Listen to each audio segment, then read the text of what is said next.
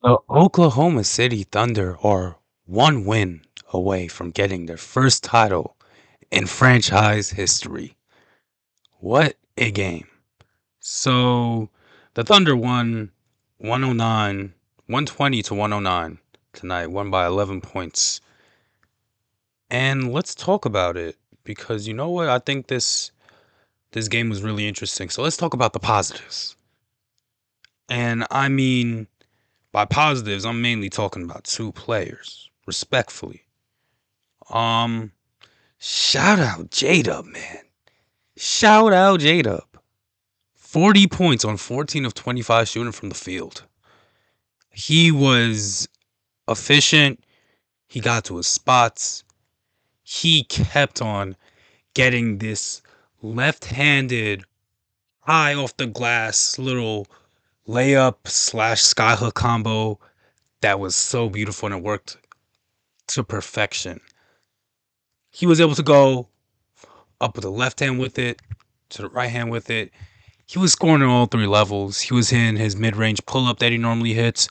I mean, this is the best I've seen J-Dub play in the playoffs. I mean, and it was his career high. So it was his best game in the playoffs. Then you have Shea, who, despite not making a three, still dropped 31 points. I mean, he is a mid-range savant.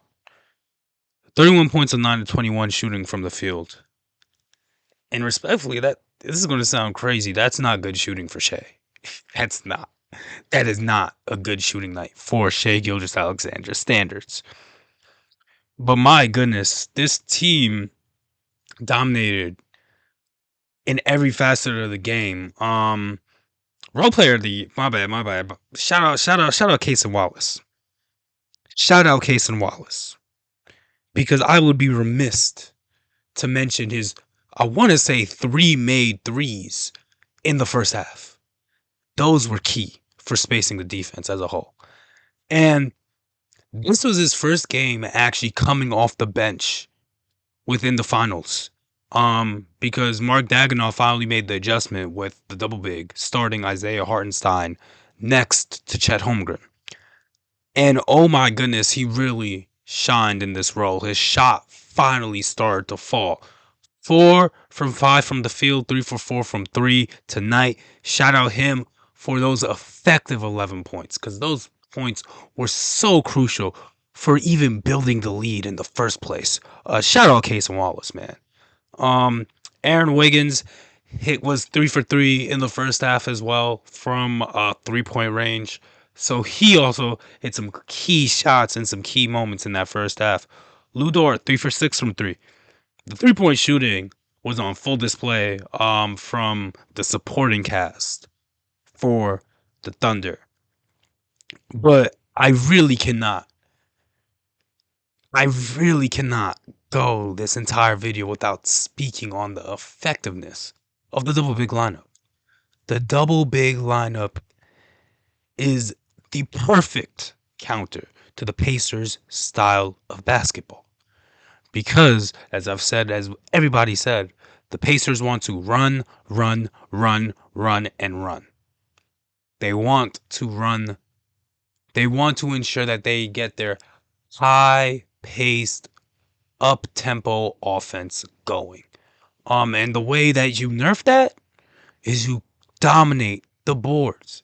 You take the pace out the Pacers by getting second chance points, by getting those defensive rebounds and slowing the game down, or even by mucking up everything. You just have to slow that game down. Isaiah Hartenstein allows the Thunder to do that. And also, shout out, look, people have been criticizing the commentary team of this whole playoffs run, but shout out the commentary team throughout the finals. I think they've started to get it together these past 2-3 games. Game 1, I don't know. Game 1 and 2 it was iffy. But 3, 4, and 5, they've been very solid crew. And Dorsberg called out Isaiah Hartenstein's screen setting. Yes, that is one of those little skills that People don't really understand how important it is to a functioning offense to have a really good screen setter on your team that opens up space for your guard that can because that relieves a lot of pressure for your guard, especially since Isaiah Hartenstein was setting a lot of screens in the backcourt and half court to get some of the pressure off of Shea. And you know what this allows? This allows for there to be a pressure valve for some of the pressure to be taken off of the stars. That's why Isaiah Hartenstein is so effective for the Thunder within those minutes. Not to mention the dirty work he does in the low post in terms of boxing out, allowing other guys to crash the glass is so key.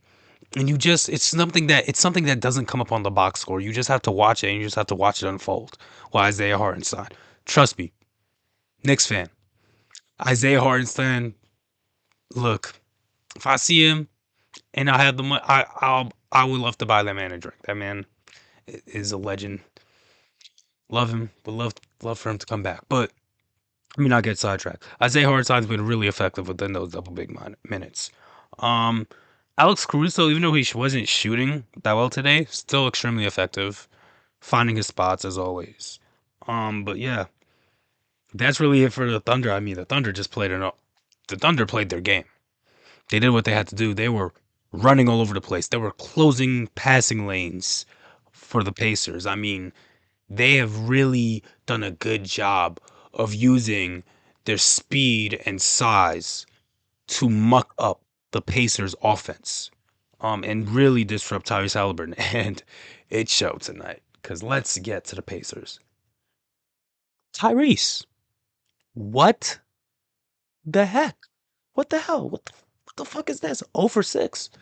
This is this is this is the worst playoff performance I've ever seen from Tyrese Halliburton. Um, there is no excuse for this. I mean, this is the same guy that was put into superstar talks. And respectfully, in order to be a superstar and in order to be in superstar talks, you got to show up in the finals. You just have to. You just have to. Um, there is no other star player. There is no star player where this is acceptable. But there is no other star player that gets away with games like this, like Tyrese. And you know what? It's mainly because of the fact that he's able to get away with this and still come up with the win. Didn't happen tonight. You needed to be aggressive out the gate. He needed to be aggressive out the gate to open up the rest of the offense for his teammates. And he wasn't. He only took 6 shots tonight. That's not enough shots. And I do want to add context. Let me ensure that the context is added. He did re-aggravate calf strain in the same leg that he also had some ankle tightness or ankle soreness, and now he has calf soreness as well. So after that injury, you could clearly see he was a little hobbled, but there were still moments where I think he could have got to a shot, or he should have gotten it. He didn't get a single floater up, and that is uncommon for him. He normally gets his floater in, and that's what gets him to start going a little bit. Then he gets to the rim, gets himself a layup, and then he starts to work his way out. He wasn't even working his way out. He just started chucking up threes out the gate. He took some ill-advised threes, respectfully, and we need him. If you're the Pacers, you need him to be aggressive because that scoring opens up so much playmaking opportunities for the rest of the team. And that opens up opportunities for Pascal Siakam at the nail. Because Siakam still had a great game. 28 on 9 of 15 shooting. 28, 5 assists, 6 rebounds, 3 steals and 2. I mean, he had a really good game. And I don't want to say it was put to waste, but man. Well, let's talk about the good for the Pacers. The bench minutes have been great. Tony Bradley provided some decent minutes out there. He was getting some boards. I think he is the guy that you look at as your backup big for the rest of the series. Thomas Bryant. Yeah, he can't. I'm sorry, respectfully, he can't. He can't play as much as he was. Um, like I said again, Thomas Bryant fill out the rotation in the ECF in the Eastern Conference Finals against the Knicks. Like This should not have been too surprising, respectfully. And this is with all due respect, Thomas Bryant, because he can still pop out for a game. That is a part of the Thomas Bryant experience. Trust me, he hit three threes on my fucking team in game six. So yeah, he can pop out for a game. But tonight wasn't his night. Tony Bradley, like I said, offered up some good minutes. TJ McConnell, 8 for 14 from the field, 18 points. He was electric tonight. He was keeping them in the game at one point, and then when he got out, the wheels started to fall off. Obi Toppin, too. 5 of 11 from the field, 12 points, 1 for 5 from 3. I would have wanted him to hit a 3 or more, but you can't blame him. He played well out there. My only concern with him is always the defensive side of the ball. Uh, he could be a lot better on that side, but his offensive production normally outweighs that. And Benedict Matherin tonight was just, man, 2 of 11. And there were some points where he was looking for the foul call, but I don't know what the refs were on tonight. They had an inconsistent whistle. Um, I'll just chalk it up to home crowd bias, but my goodness, that was a very inconsistent whistle because there were definitely some fouls that could have been called for Benedict Matherin. Um, there were definitely a few plays where the refs just missed it. I mean, oh my goodness. But that's a constant in basketball. Refs are human. They're gonna miss calls. It's a part of the game. But yeah, the Pacers just need to. Yeah, I don't know, man. The Pacers just need to step up. It's not even the Pacers. I really just think Tyrese needs to step up because he's the guy who runs this offense. He is the engine behind this offense, and he wasn't taking shots. He only took two. He only took 6 shots tonight. I mean, come on. Like you have 3 bench players taking more shots than you as the star player, as the all-star, as the borderline superstar. Those are the conversations he was being placed in. That's 2 performances this postseason because I believe it was game 2. Yeah, game 2. Game 2 he did not perform well either.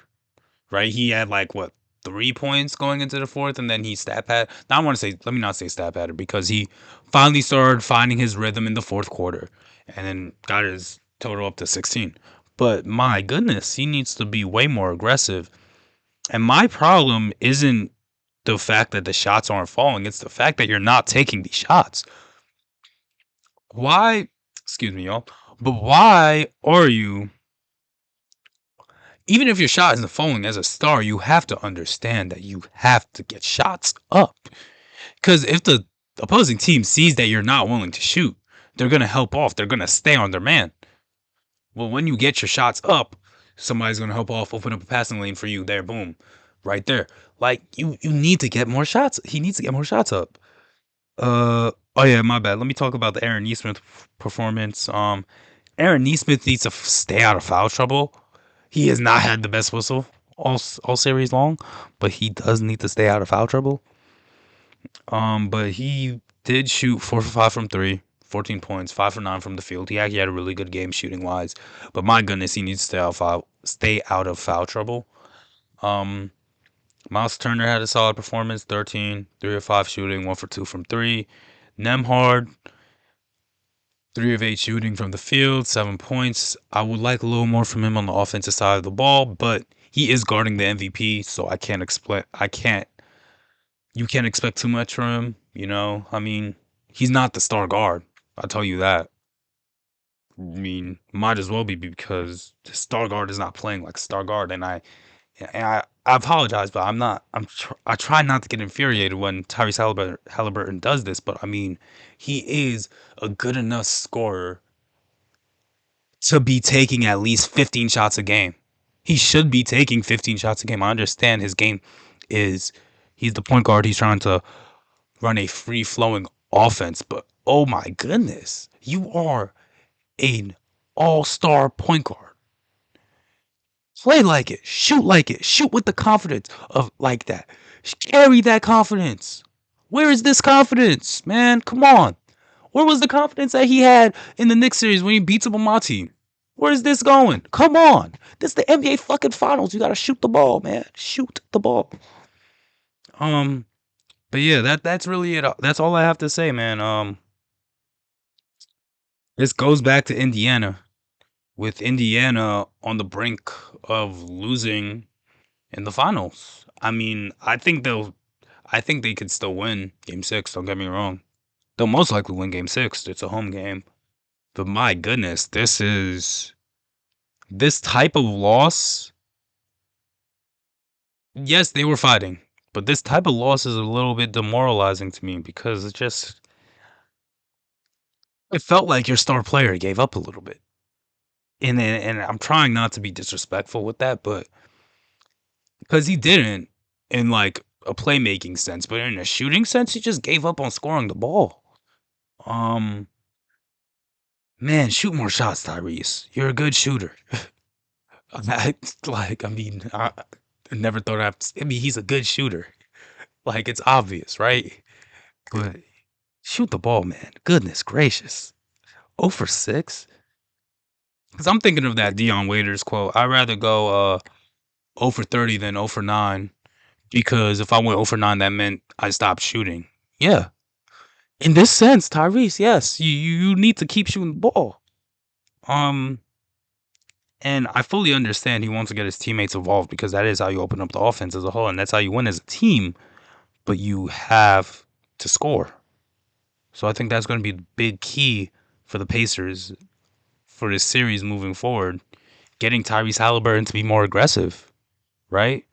And also, I think the 5 minutes are going to be really important for the Pacers because now, if Mark Daigneault keeps on starting this double big lineup, at which he should, um, you have to play your backup 5. You can't do the small ball 5 thing anymore.